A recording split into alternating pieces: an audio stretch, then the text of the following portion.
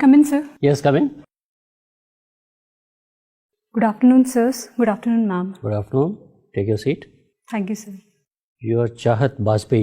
Yes, sir. You are from Madhya Pradesh. Yes, sir. You did your graduation from IIT Kanpur. Yes, sir. Which year did you pass out? Sir, 2016. And thereafter? Sir, I am full-time devoted to civil services preparation. Chahat, tell me one thing. You have done your graduation in electrical engineering from a prestigious institute like IIT Kanpur with such a fantastic CGPA, 9+ CGPA. It's very difficult to come. Such a bright engineer. Why did you not pursue your career in engineering? Sir, I would say one thing, that my good academic record, more than anything else, it suggests my self-discipline and my sincerity. Sir, and I would say that government, like any other organization, also need meritorious students. But don't you think that your 4 years knowledge which you have acquired, that should be put use to a specialized sector where you have the domain knowledge? Civil services is meant for journalists. Anybody can do good in civil services, but anybody cannot be a good engineer. You could be a very good engineer in your area. So it did not occur to you that no, instead of civil services, my future lies in the engineering side? Sir, I would say one thing, that even in civil services, we need professionals from all the fields, because it is the administration is related to a work that requires the people from all the sectors of the society, like be it from medical or be it from arts background or engineering background. And I would say, sir, becoming a civil servant is more of a childhood dream to me, and the IIT came much later. Okay, so you wanted to join civil services through this IIT route, isn't it? Okay, it's all right. Chahat, that one question bothers me, that although you are a brilliant engineer also, but why our country is not producing engineers like you? Sir, I would say that there are many very good engineering institutes in our country, and our country is producing a lot of very talented engineers, because like in Silicon Valley, it is said that Indians actually dominate. I'm not talking of the Silicon Valley. Let us focus on our own country. 30%, 40% engineers are not even employable in our country. You'll agree with me? Yes, sir. So we are churning out engineers like a machine, like a factory, and after passing out, they are not getting any job in the market. Why this mismatch is there? So true, the problem that you are pointing out, that is indeed a problem, and to some extent the blame lies on the fact that in many of the institutes, apart from the premier institutes like IITs, NITs, IIITs, their funding is less, their infrastructure is poor, there is lack of faculty, and to some extent there is a problem in that regard. And secondly, sir, I would say that the practical experience which need to be given to engineers, that is not given. So to say, there is a mismatch between academics and your job demand requirement. Okay. We have been hearing a lot about women empowerment. What do you mean by women empowerment? Sir, women empowerment, according to me, is giving women the choice, that they should be able to exercise their choice in a meaningful manner. For that, there would be some prerequisites, like they should have a good education, they should have a health, they should be healthy. Only then they can exercise their choices meaningfully. So this, according to me, is women empowerment. Is Indian woman empowered today? Sir, I would say that we have both the situations. There are women who are independent, who are leading the country, like our defense minister, who are excelling in bureaucracy, who are excelling in all the fields, in sports especially. At the same time, sir, there are women who are denied even the basic things like education. They are not able to complete their education. They are neglected in a home, like they are discriminated with their brothers. So I would say, sir, we have both the extremes in our society. So how are you going to bridge this gap? Suppose if you get into the Indian administrative service, you know the ground reality that there is a mismatch. How are you going to, what steps will you take to bridge this gap? So my effort would be in the direction of women-led development that our present government is emphasizing on. And in that regard, sir, giving women their rightful position by means of providing them education, by which I mean that, say for example, if the women drop out after class 9 because the school is far away, then providing them bicycles or providing some assistance to them, providing them some scholarship so that they can continue in school. There have been very notable schemes in this regard, like Ladli Lakshmi Yojana in my own state, Beti Bachao, Beti Padhao we have. And secondly, providing the maternity benefits to the women, because at that time their nutritional demands are, they need some special nutritional requirements. For that, the maternity benefits that we have. Okay, sorry, thank you.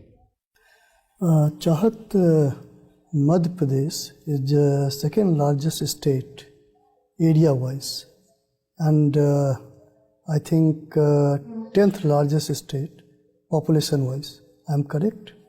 Sir, I'm not sure with regard to population-wise, but area-wise you are correct. I'm correct. Okay, and Chhattisgarh, that is 10th largest area-wise and 16th population-wise.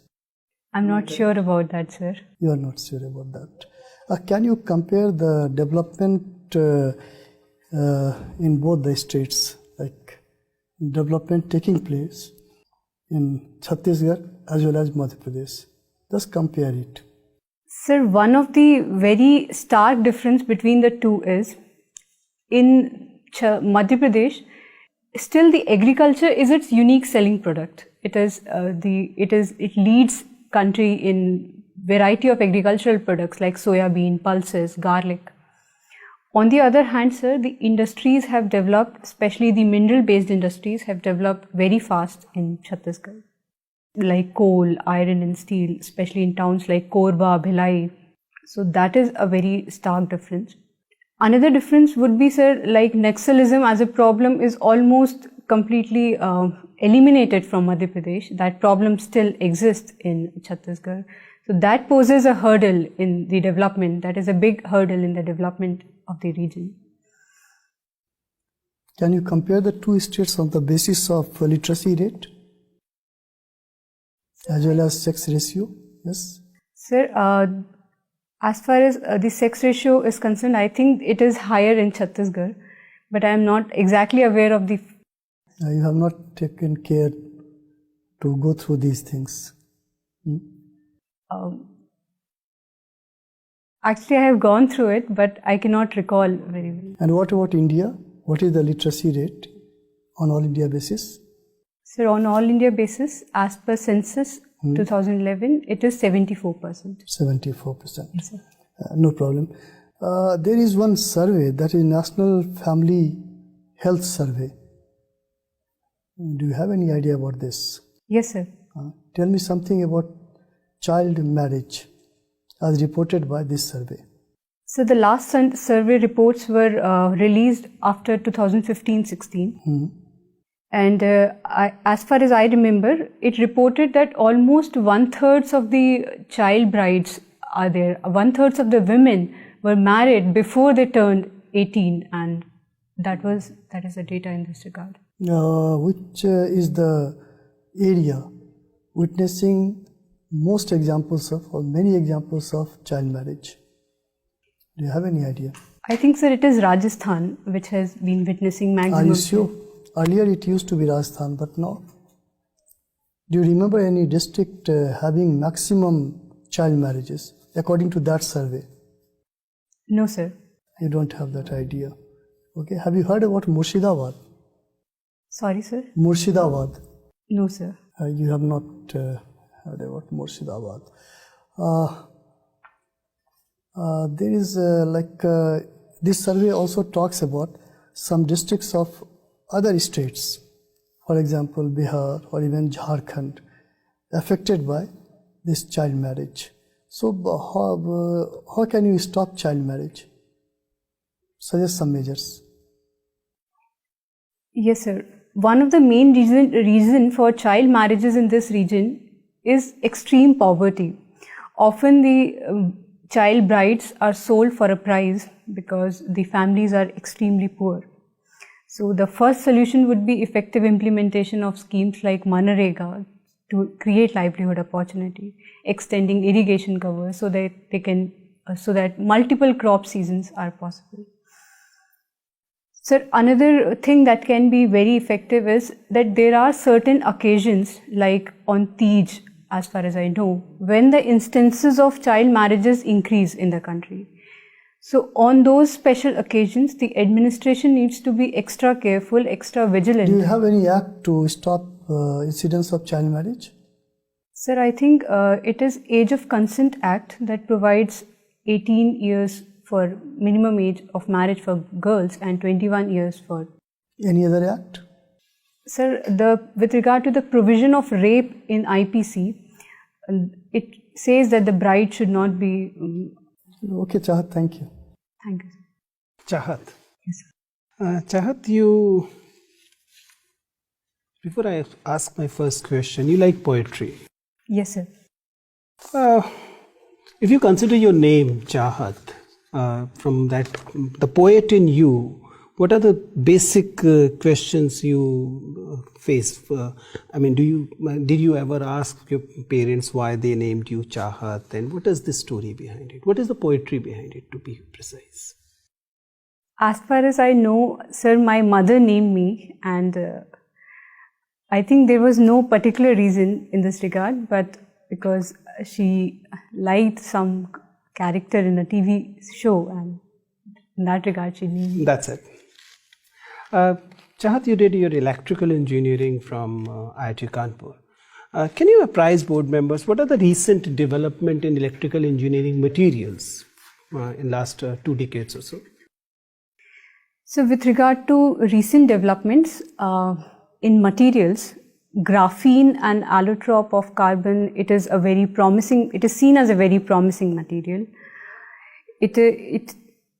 Its applications are seen with regard to batteries also. So if that research succeeds, then we can have phone charging within few minutes.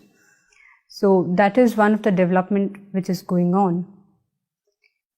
I think, sir, and with regard to development related to materials, there are some progresses being done on lithium-ion batteries also. It is generally believed that batteries are the biggest problem right now, and almost every electrical engineer is facing this problem because everybody is demanding more power storage capacity.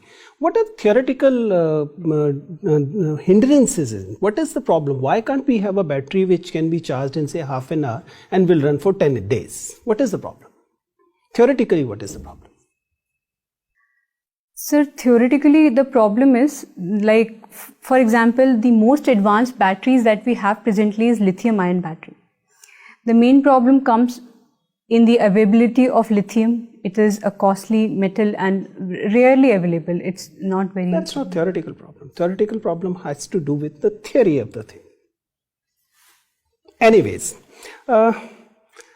Chahat, if you look at the international arena nowadays, who you believe are the most influential women statesmen in the world arena right now?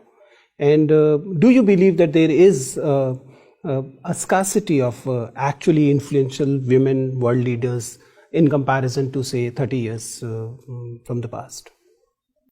Sir, I would say presently 2 of the most influential women at the international arena are Angela Merkel and the British Prime Minister Theresa May. And as far as and I consider them very influential because especially the stand that Germany has taken with regard to EU and with regard to migration, it has been a leader in multilateralism, in promoting multilateralism, and in taking a very humane stand towards refugees. And me taking an exactly opposite stand on Brexit. I would say, actually, initially she was not a pro-Brexiter, but what she is taking presently is she is carrying forward her country's will. Like, since this has been passed in referendum, so she is implementing it with full will and defending the interest of her country. So I see her a very strong woman. Chahat, what do you believe? What are going to be the three most important election issues in the 2019? Sir, the main issues in the elections are going to be, firstly, the farm distress that has been in news since quite a few time. Second would be, sir, with regard to employment. And sir, thirdly, I think the main issue would be with regard to some ongoing problems in the ongoing issues that the opposition is pointing out, like with regard to Rafale deal or something. So I think that can be a very important issue. Thank you. Chahat, continuing with the electrical engineering, what are T&D losses? Ma'am, T&D losses stands for transmission and distribution losses. During transmission of power, these are the losses that occur in the transmission lines, cables, and like during distribution.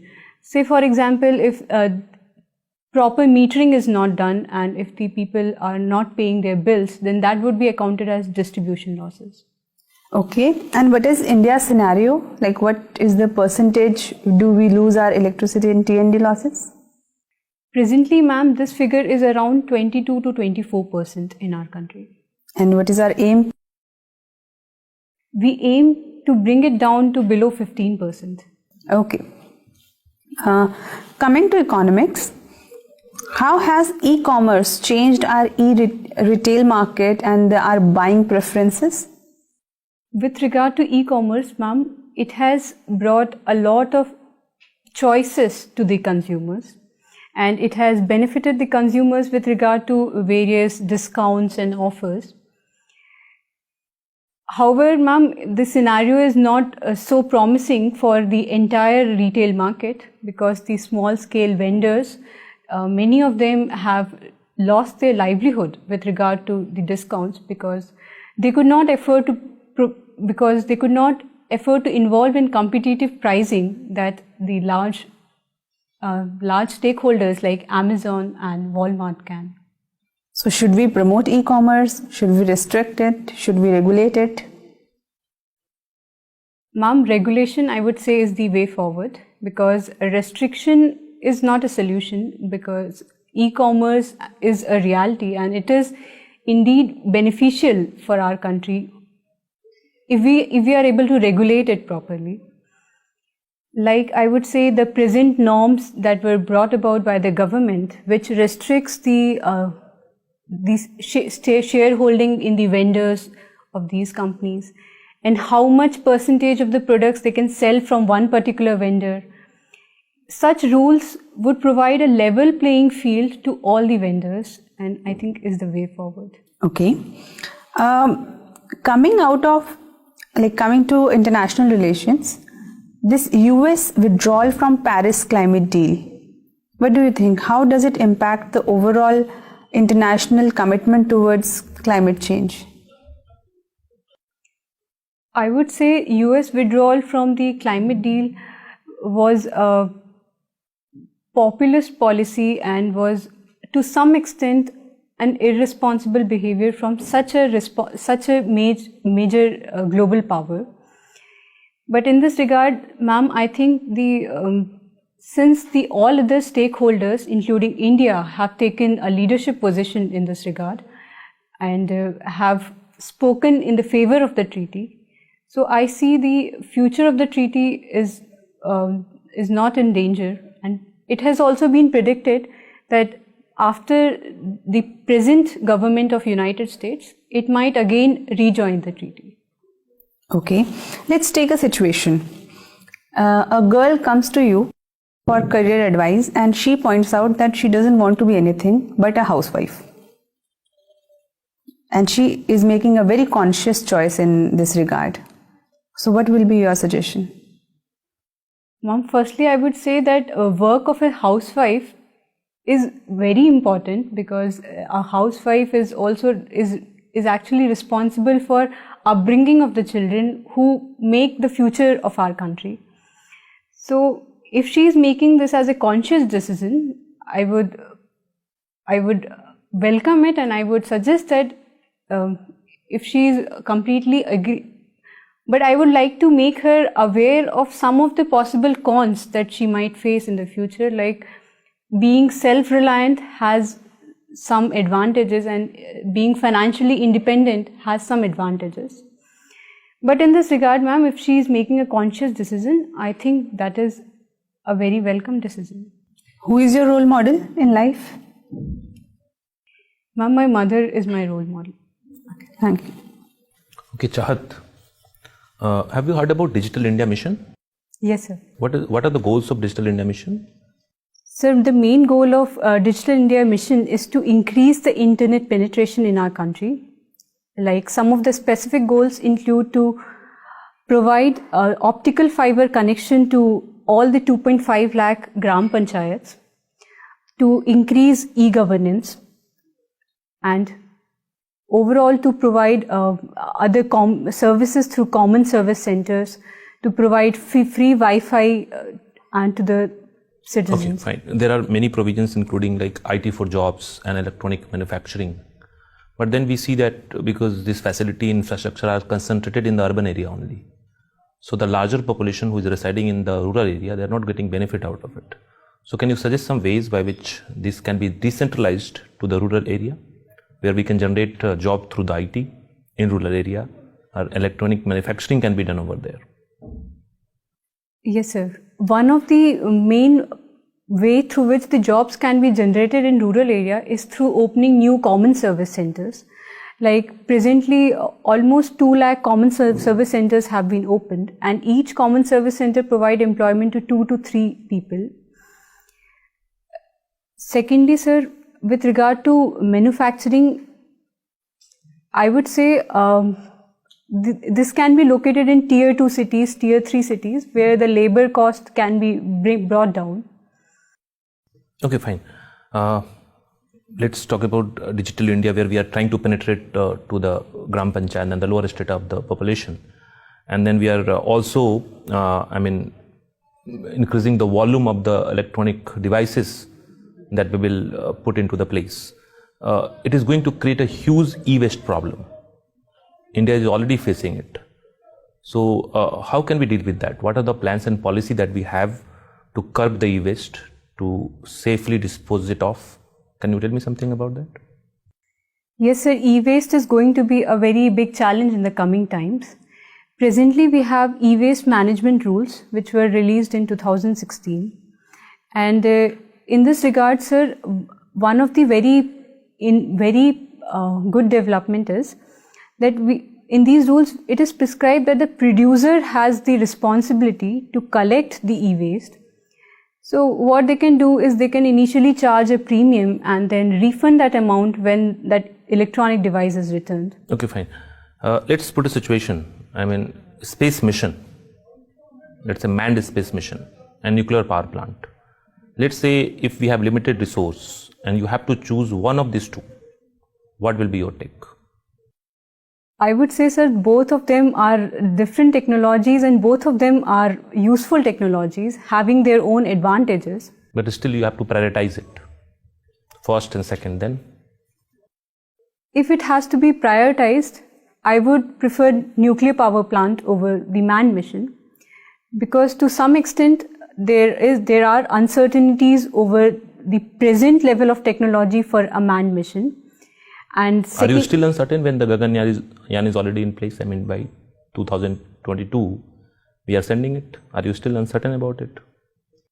No, sir, I'm not suggesting that. But even ISRO has said that the GSLV Mk3, which is going to be the launcher, it needs to be tested before a man is actually sent through it, because it's a relatively new launch pad. And And secondly, sir, the benefits coming from a nuclear power plant, that would be more tangible and more direct and would go to large number of people. Okay, fine. Your hobby is jogging? Yes, sir. Okay, where do you jog? Sir, when I'm in Delhi, I go to a nearby park or usually on the road. What is the basic difference between jogging and running? So the basic difference is with regard to speed. In jogging, the speed is usually less than 6 km per hour. And it is also with regard to the running style, since while running, at least one of the foot is always in the air, while in jogging, this may not be true. Okay, fine. So, Chahat, let's take a hypothetical situation. Your first Chahat to get into Indian Administrative Service gets fulfilled. You become a member of Indian Administrative Service. Your second Chahat of getting a boy of your choice as a life partner also gets fulfilled. And you are married to a person who is also a member of the Indian Administrative Service. Now the issue is that both of you are posted in one state. That state is predominantly rural or semi-urban in nature. Now you have a kid who needs to be sent to school. The area where you are working doesn't have good schools to give quality education. How will you deal with this situation? Firstly, sir, if I am a public servant and if the area does not have good school, then directly the responsibility comes on me that I am not able to ensure good school for the children in the neighborhood. I would say, sir, in such a situation, it would be rightful on my part to send my child to that same government school, the same school in the area, which I am able to ensure for the people in the region. So, till the time, sir, the good educational institution actually comes there, I would send my child to that school. But you will not realize that by the time this child grows in age and becomes adult, he will hold you responsible for not giving quality education? I would say, sir, school does play a very important role, and but apart from that, and most importantly, sir, only having very technical knowledge, only having knowledge among computers is not what education is. Even by being in a government school, by being with other students, he or she can learn many lessons in life. Okay, Chahat, one last question. You write poetry or you recite poetry or you do both? Sir, I write poems. Can you tell us one or two lines of poetry which you have written and which is very close to your heart? Sir, I have written a poem titled Young Minds. Yesterday I saw hordes running for a cause. As time flew, nothing seemed to pause. Bearing me in the park when there was no other human mark, a thought crept my mind. Success was something to which they were all bind. But it is needless to say, not many will be visible a few miles away. Dawn is vivid for people of all flavor. Each of them starts with great vigor. But only some avid ones continue their work with miracle till the time they actually reach the pinnacle. Excellent, excellent. Okay, thank you very much, Chahat. Your interview is over. You may go now. Thank you, sir. Thank you.